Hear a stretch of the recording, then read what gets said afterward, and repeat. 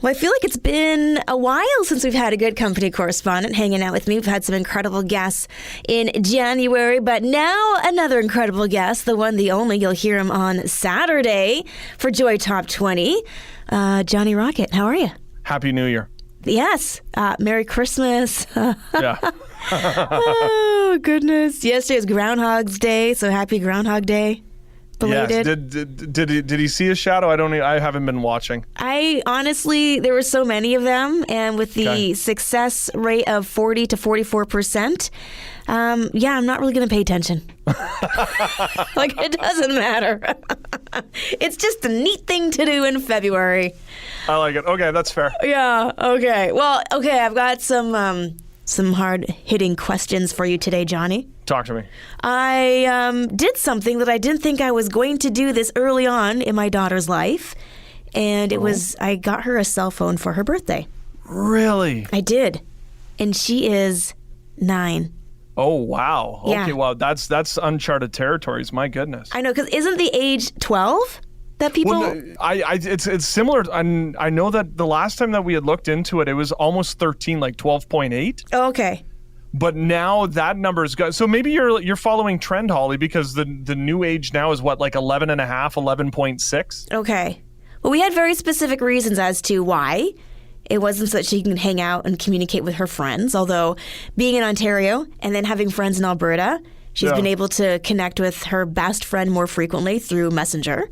So that's been good. No social media accounts. Everything's going through my account. It's literally just call or text. And it's because my daughters are heading into competitive dance season. My husband never hears his cell phone. Like, I think it needs to be super loud and on vibrate. And without a home phone, I will often have no way of reaching my children.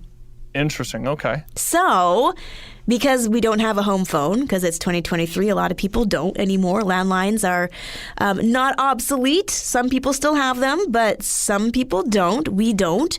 And so this is a way for me to be able to connect with my family through her, because she's more inclined to hear the cell phone.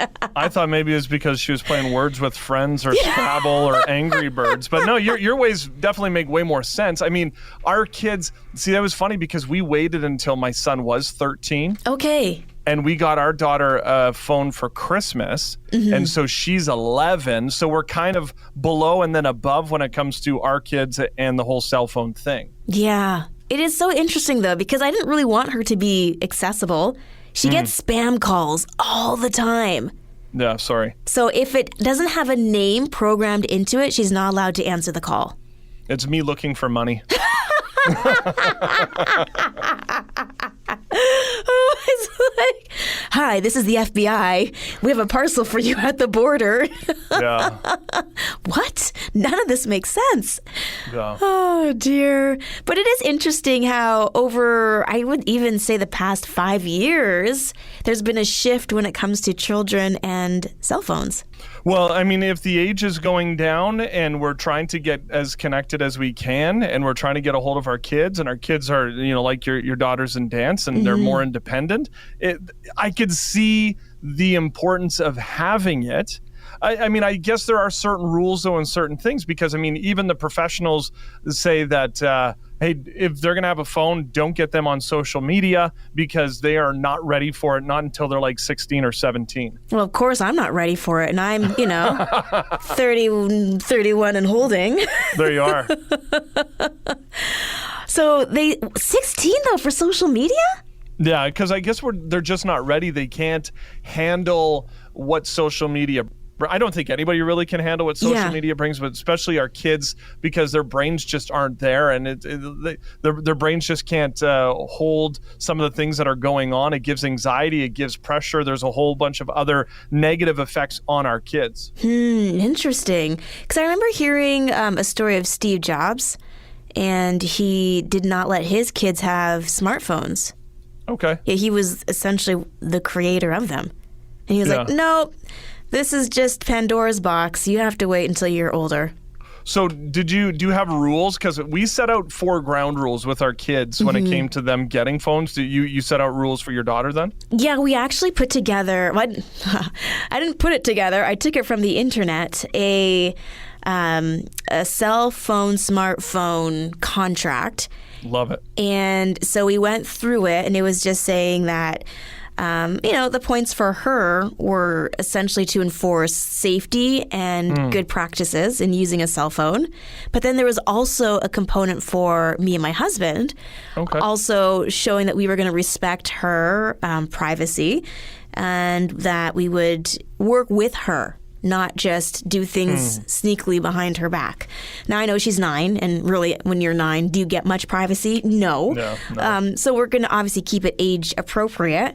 But, just saying things like, well, make sure now that moving forward, we don't post pictures of you unless we ask your consent.